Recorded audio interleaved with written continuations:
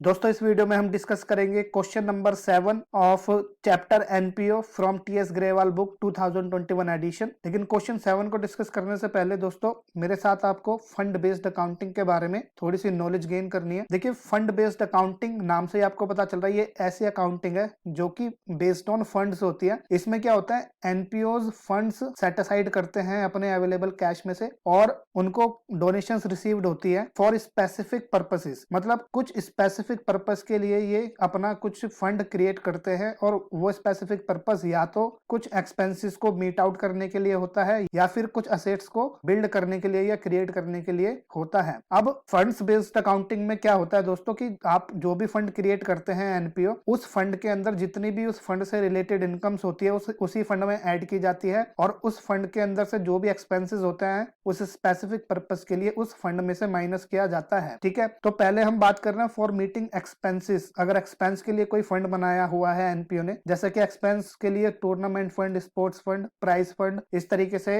NPO maintain करते हैं specific purpose के लिए, तो इसके लिए आप केस नंबर 1 देखेंगे मेरे साथ। जैसे मान लो दोस्तों टूर्नामेंट फंड एनपीओ के पास 1 लाख रुपीज का रखा हुआ है ओपनिंग में और डोनेशन जो रिसीव हुई है टूर्नामेंट के लिए दैट इज 50,000 रुपीज और टूर्नामेंट पे खर्चा जो किया है एनपीओ ने वो है 80,000 रुपीज। तो यहाँ पर फंड बेस्ड अकाउंटिंग को अप्लाई करके एनपीओ किस तरीके से ट्रीट करेगा, तो दोस्तों यहाँ पर देखिए आपको एक चीज देखनी पड़ती है। अगर expenses are less than funds, अगर खर्चा जो है हमारा फंड से कम है, जैसे कि यहाँ पर अगर हम देखें तो टोटल फंड हमारे पास 1,50,000 का रखा हुआ है और खर्चा जो हुआ है सिर्फ 80,000 हुआ है, तो एक्सपेंस कम है फंड ज्यादा है, तो उस केस में हमें बैलेंस शीट की लायबिलिटी साइड में ये सारी कैलकुलेशन दिखानी होती है। और किस तरीके से दिखाना होता है, हम दिखाएंगे tournament fund rupees 1 lakh, donation जो और रिसीव हुई है ड्यूरिंग द ईयर टूर्नामेंट के लिए 50,000 रुपीज, तो टोटल फंड हमारे पास 1,50,000 अवेलेबल थे और उसमें से एक्सपेंस जो टूर्नामेंट पे हुआ है वो हुआ है 80,000 रुपीज। तो 1,50,000 में से 80,000 माइनस करने के बाद 70,000 रुपीज अभी और अवेलेबल है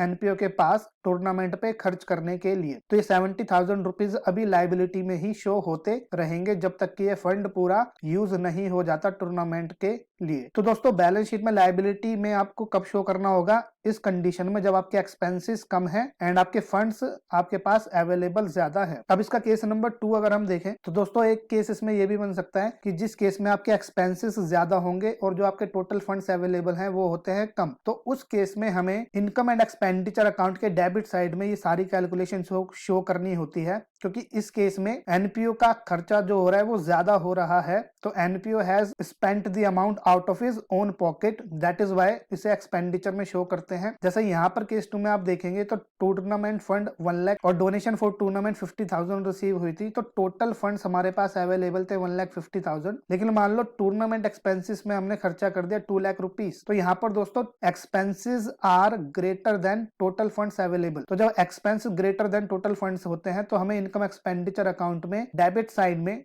इस तरीके से कैलकुलेशन दिखाते हैं। टूर्नामेंट एक्सपेंसेस एनपीओ का कितना हुआ है, तो यहाँ हम दिखाएंगे कि टोटल अमाउंट स्पेंड हुई है 2 लाख रुपीज, इसमें से टूर्नामेंट फंड 1 लाख का अवेलेबल था ऑलरेडी और 50,000 की डोनेशन और रिसीव हुई थी during the year for the tournament. तो 2 लाख में से 1,50,000 तो हमने out of total fund spend किया है और जो एक्स्ट्रा 50,000 रुपीज है वो एनपीओ ने खुद अपने पास से पे किए हैं। तो इसका मतलब एनपीओ का जो एक्सपेंस हुआ होगा वो टोटल 50,000 रुपीज हुआ होगा। तो अगर आपका एक्सपेंस ज्यादा होता है टोटल फंड से, तो टोटल फंड माइनस करने के बाद जो भी एक्सेस अमाउंट एनपीओ अपनी तरफ से पे करता है that amount will be shown on the expenditure side. और दोस्तों एक नोट आप मेरे साथ देखेंगे, if there is no specific fund available for certain expenses, कहता अगर कोई एक्सपेंस किया एनपीओ ने और उसके लिए कोई स्पेसिफिक फंड सेट असाइड नहीं किया हुआ, उसके लिए कोई स्पेसिफिक फंड नहीं है, तो उस केस में उस एक्सपेंस को हम डायरेक्टली कहां पे दिखाते हैं, इनकम एंड एक्सपेंडिचर अकाउंट के डेबिट साइड में, क्योंकि वो डायरेक्टली एनपीओ का क्या माना जाता है, एक्सपेंस। तो यहाँ पर हमने 3 चीजें सीखी है। अगर एक्सपेंस कम होते हैं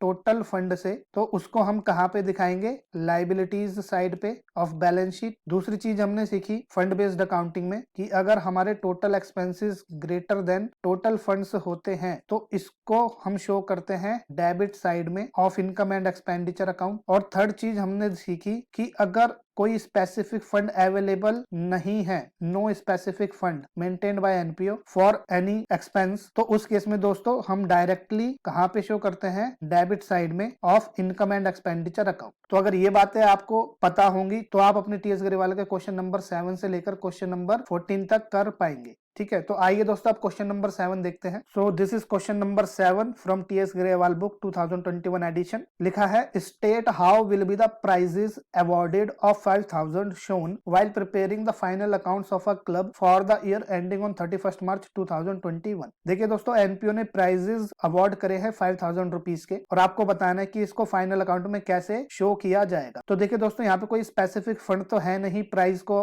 डिस्ट्रीब्यूट करने के लिए, तो यहाँ पर ये 5000 के जो प्राइजेस हैं ये डायरेक्टली इनकम एक्सपेंडिचर में एनपीओ का एक्सपेंस की तरह शो किया जाएगा। तो सॉल्यूशन आप कैसे देंगे, आप लिखेंगे there is no specific prize fund, hence the prizes awarded of 5000 would be shown on the debit side of income and expenditure account as follows. Income and expenditure account का आपको एक एक्सट्रैक्ट बना के दिखाना होगा for the year ending 31 March 2021, and debit side में आप expenditure side पे टू प्राइजेस अवॉर्डेड 5000 रुपीज इस तरीके से दिखाएंगे। तो दोस्तों आप सॉल्यूशन यहाँ तक नोट डाउन करेंगे, बाकी अगले वीडियो में हम मिलते हैं नेक्स्ट क्वेश्चन के साथ। तब तक के लिए आप सब अपना ध्यान रखें, और अगर आपका कोई डाउट है इस क्वेश्चन में तो आप उसे कमेंट में पूछ सकते हैं। Bye everyone.